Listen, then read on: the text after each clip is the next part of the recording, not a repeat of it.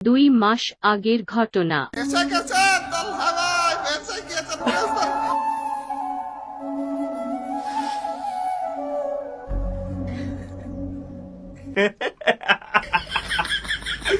কি বাপ মা নাই, এরা কি কষ্ট বললো না বলার বাইরে। হিপ হপ ফেরত আসার পর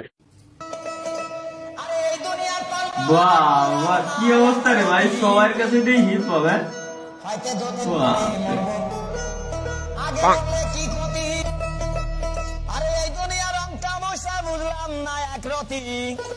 আমার ঘরের রমন যেন কাল নাগিনী ঘরের রমন অর্গসের বান্ডিল দেওয়ার পর বহুত কিছু করেছিলাম তালা ভাইয়া।